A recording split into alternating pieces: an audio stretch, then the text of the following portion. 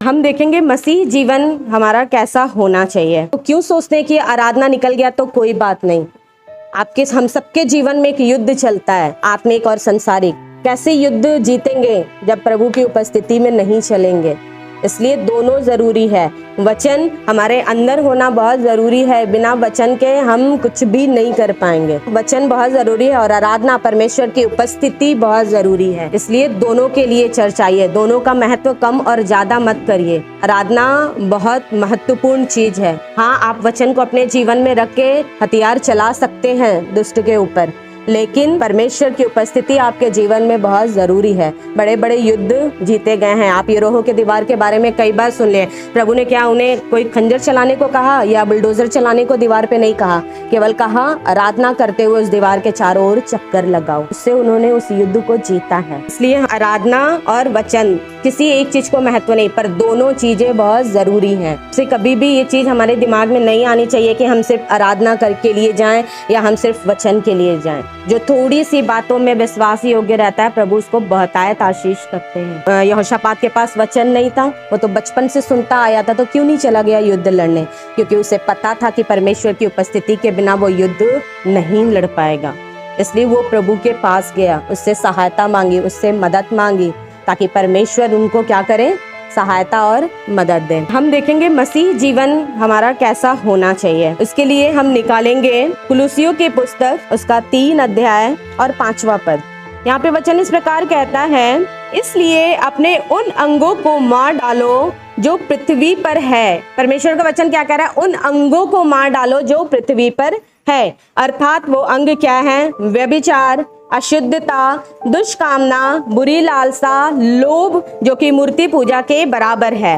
व्यभिचार के विषय में हम लोग शुरू से सुनते आए हैं कि व्यभिचार क्या है ना। अशुद्धता क्या होती है? जब हम अपने मुंह से अपने दिमाग में गलत बातें लाते हैं तो वो अशुद्धता हमें अशुद्ध कर देता है। इसलिए प्रभु का वचन कहता है व्यभिचार, अशुद्धता, दुष्कामना, गलत कामना। अगर हमारे साथ गलत हुआ तो हम दूसरे को देख करके भी चाहते हैं कि उसके साथ भी गलत हो। यदि हमारा कुछ चीज अच्छा नहीं हुआ, हम फेल हो गए अपने एग्जाम में, तो हम चाहते हैं मेरी दोस्त भी फेल हो जाए। या हम बहुत सारी बातें, हमारा बिजनेस अगर डाउन चल रहा है तो हम चाहते हैं हमारे दोस्त का भी बिजनेस डाउन चले, हमारे आसपास जितने उन सबका बिजनेस डाउन चले।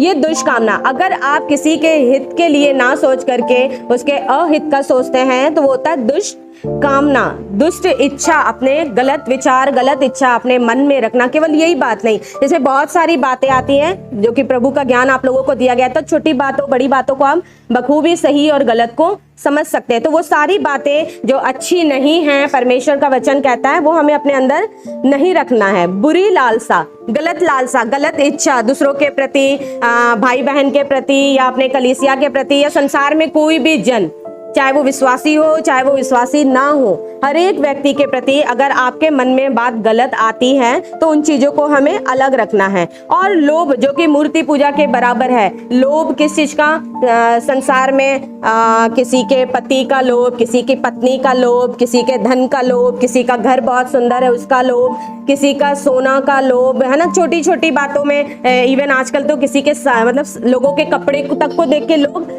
बुरी इच्छा, बुरी लालसा या जलन और ईर्ष्या रखते हैं। तो ये सारी बातें, लोभ, इच्छा नहीं, वो उसके पास है तो हमारे पास भी होना चाहिए। इवन आत्मिक चीजों का भी लोभ हमें नहीं रखना चाहिए कि उस बहन को अगर वो दान मिला है या वो बहन वर्शिप बहुत अच्छा करती है, आराधना बहुत अच्छा करती है, या कोई वचन बहुत अच्छा बताता है, या किसी को परमेश्वर चर्च में ज्यादा बढ़ा रहा है, तो हम उस चीज को ईर्ष्या लेकर के अपने अंदर लोभ उस चीज का ना रखें। क्योंकि हर एक को प्रभु ने अलग अलग और अच्छा वरदान दिया हुआ है। प्रभु जो वरदान देता है उसमें कोई भी छोटा, गलत या बड़ा नहीं है। वरन उसके बहुत लोग ऐसे हैं जो चर्च में झाड़ू लगाकर ही बहुत खुश होते हैं, उन्हें अच्छा लगता है परमेश्वर के लिए सेवा करके। तो ये छोटी, प्रभु के लिए कोई भी काम आप करते हैं उसका वो प्रतिफल जब आपको देता है, तो उसके लिए कोई भी चीज आप ये ना सोचे कि छोटा है, बड़ा है। मैं क्यों नहीं एक वर्शिपर ही बनूं, मैं क्यों ना एक वचन प्रचारक ही बनूं, मैं क्यों ना एक काउंसलर ही बनूं, है ना। ये चीजें हमारे दिमाग में नहीं रहनी चाहिए। वरन क्या रहना चाहिए? प्रभु हमें इस्तेमाल करे, चाहे वो हमें कुछ भी इस्तेमाल करे,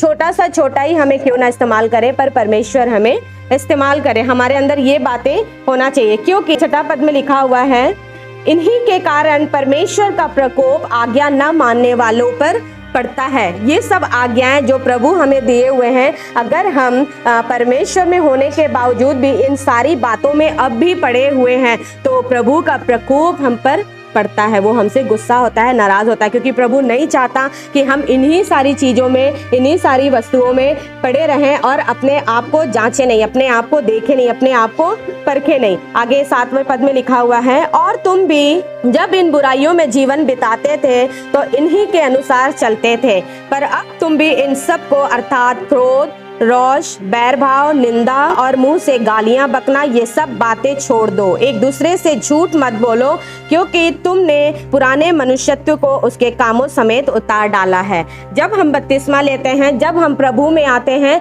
तो हम आपको अपना पुराना मनुष्यत्व उतार दिया जाता है ना। हम पुराने आदतों को, गलत चीजों को हम उतार देते हैं। कई बार क्या होता है, हम बपतिस्मा लेने के बाद भी क्या करते हैं, बपतिस्मा ले लिया, अपने आप को बहुत सेटिस्फाइड करते हैं, खुश करने की कोशिश करते हैं कि हाँ हमने बपतिस्मा ले लिया, अब हम प्रभु के राज्य में प्रवेश कर जाएंगे। पर क्या आपने वो कार्य छोड़ा? वचन क्या कह रहा है? मनुष्यत्व को कामों समेत उतारना है। हम बपतिस्मा ले लेते हैं, प्रभु भोज में शामिल भी हो जाते हैं, लेकिन हमारे कार्य नहीं बदलते, हम अपने कार्यों को नहीं उतार पाते। ये प्रभु में नया जीवन नहीं है, क्योंकि परमेश्वर का नया जीवन क्या है? हमको दिखना चाहिए, प्रभु को दिखना चाहिए। यदि आपके पास कुछ चीज है, कोई आशीष है, तो वो आप में दिखना चाहिए। वैसे ही परमेश्वर में यदि आपने बपतिस्मा लिया और सचमुच आप प्रभु में चल रहे हैं तो स्वभाव दिखता है। ऐसे ही नहीं, प्रभु का वचन कहता है, तुम जगत की ज्योति हो जो नगरों और पहाड़ों पर बसा हुआ है, जो छिप नहीं सकता। जो चीज, अगर मैं कोई चीज यहाँ रख दूं तो आपको सबको दिखेगा,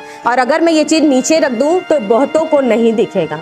तो हम वो नहीं है जो हम यहाँ हैं, हम वो हैं जो प्रभु हमें वहां रखे हुए। तो इसलिए हम वो चीज है, अपने आप को हम पहचाने हम क्या चीज है। अब अगर हम अपने आप को पहचानते हैं कि हाँ हम वहां हैं जो पहाड़ों पर बसा हुआ है, तो उस पहाड़ से जो निकल कर आ रहा है, क्या वो गुस्सा है, क्या वो बैर भाव है, क्या वो गाली बकना है, कैसा स्वभाव हमारा निकल के आ रहा है? आपको देख के दूसरे लोग क्या सोचते हैं, कैसा मसीह है? नहीं, ये बहुत अच्छा मसीह है। हम खुद अपने आप को सोचे और विचारे, क्योंकि जब हम मसीह में आते हैं, जब हम परमेश्वर के साथ चलते हैं, बहुत जरूरी है अपने आप को जांचते रहना, बहुत जरूरी है अपने आप को जांचते रहना। कहाँ कमजोर हैं हम, किस क्षेत्र में वीक में हैं हम, कहाँ पे हमको अनुग्रह नहीं मिला है, किस जगह पर हम स्ट्रगल कर रहे हैं अपने स्वभाव को अभी भी बदलने के लिए। इन सब बातों में हमें चौकन्ना होना पड़ेगा, क्योंकि मसीह का राज्य, आप उस रास्ते पर हैं जो स्वर्ग को जाता है।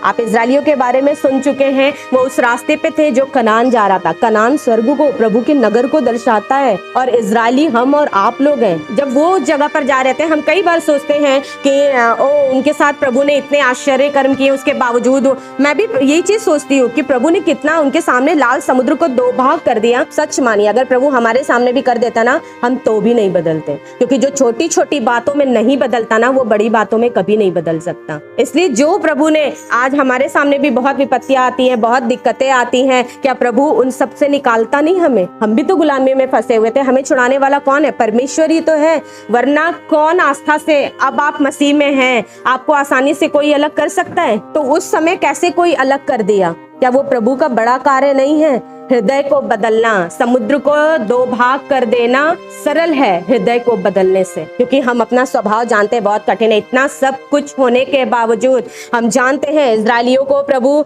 लाल समुद्र को 2 भाग, वो सूखी भूमि से भी ले आ सकता था, पर वो उन्हें दिखाना चाहता था कि उनका परमेश्वर है कौन।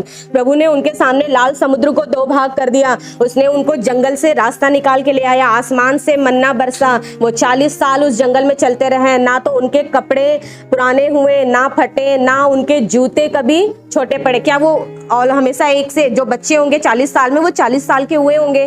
5 साल के रहे होंगे तो 45 साल के हुए होंगे। क्या 45 साल में उनके जूते बड़े नहीं हुए होंगे? लेकिन प्रभु ने उन सबको देखा, उन सबकी भरपाई की, भरपूरी की, बच्चों के जैसा पाला उन्हें। प्रभु का वचन कहता है, आप पुराने नियम में ढूंढ के पढ़ सकते हैं, वो प्रतिज्ञाओं को पालता है। जो परमेश्वर प्रतिज्ञाओं को पालता है, वो हमें और आपको भी पालता है। वो हमें यहाँ पाल के ही लेकर के आया है। आप और हम तब परमेश्वर के अनुग्रह को जाने जब हम उसे जानते भी नहीं थे, तब उसने हम पर वो अनुग्रह किया। तो अब तो हम उसकी हुजूरी में आए, तो अब क्यों हम उसकी आशीषों से वंचित रहें? वो भी किस वजह से?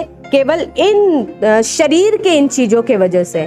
बहुत छोटी छोटी चीजें यहाँ पे लिखी हुई है जो हमें बड़ी चीजों से दूर करती है। दुष्कामना, बुरी लालसा, लोभ, मूर्ति पूजा के बराबर है वो। और क्या चीज लिखा हुआ है यहाँ पे, हम एक बार पढ़ेंगे 9वां पद।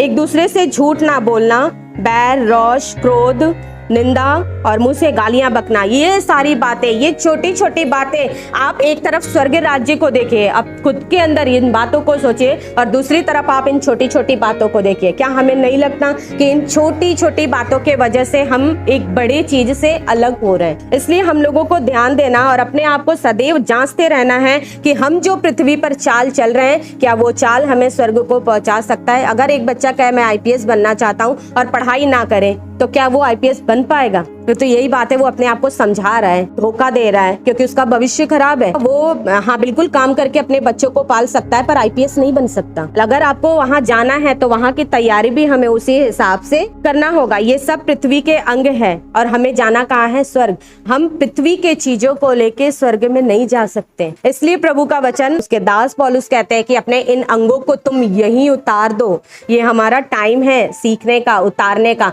हम एक दिन में सब चीजें नहीं उतर जाएंगी, क्योंकि आप भी जानते हैं स्वभाव को बदलना बहुत कठिन काम है। इसलिए मेरे और आपके पास अवसर है कि हम पृथ्वी के इन अंगों को, अपने इन स्वभावों को उतारे। जब तक इन चीजों को हम नहीं उतारेंगे, पवित्र आत्मा हमारे अंदर, हम प्रभु की उपस्थिति में आते हैं, पवित्र आत्मा हमारे अंदर आइए, पवित्र आत्मा हमारे अंदर आइए, प्रभु यीशु मसीह अपने स्वभाव में डालिए, प्रभु यीशु मसीह अपने व्यवहार में हमें चलाइए। लेकिन हम अपना स्वभाव नहीं बदलते। कैसे पॉसिबल है पवित्र और अपवित्र दोनों चीजों का एक साथ होना? हमारा ये स्वभाव हमें अपवित्र करता है और पवित्र आत्मा पवित्र है। अगर हम कहेंगे कि प्रभु हम इन चीजों को नहीं निकालना चाहते, आप आके दिल के किसी कोने में रह लीजिए, नहीं होगा ये। आप ज्यादा देर तक प्रार्थना करते करते कई बार थक जाने से चक्कर आएंगे तो आपको लगेगा आपको पवित्र आत्मा ने टच किया, ये आपका धोखा है। जब तक हम अपने गंदगियों से निकलने की कोशिश भी नहीं करेंगे, पवित्र आत्मा हमारे अंदर कैसे काम करेगा? नहीं करेगा। हम कई बार बपतिस्मा लिए हुए लोग, हम गलत बातों को और परमेश्वर की देह को, उसके लहू को और संसार के पाप को मिक्स करते हैं। अगर हम बपतिस्मा लेने के बाद भी प्रभु के वचनों में स्थिर नहीं होते हैं, तो हम इन बातों को क्या करते हैं? मिक्स करते हैं और इसका भारी पाप हम पर पड़ता है। वो हमें अपने वाचाओं में, अपने राज्य में ले जाने के लिए तैयारी कराएगा, है ना। लेकिन हम प्रभु अगर इच्छा नहीं रखेंगे और अगर कोशिश नहीं करेंगे, परमेश्वर से प्रार्थना नहीं करेंगे, तो वो चीजों को हम ऐसे ही नहीं पा सकते हैं। इसलिए हम प्रभु को जानते हुए ये सब चीजें ना करें। हम प्रभु भी जानता है ये सब चीजें बहुत मुश्किल है, पर वो आपके एफर्ट्स को देखता है। हम अपने मन से नहीं कर सकते। प्रभु चाहता मुझसे प्रार्थना करे।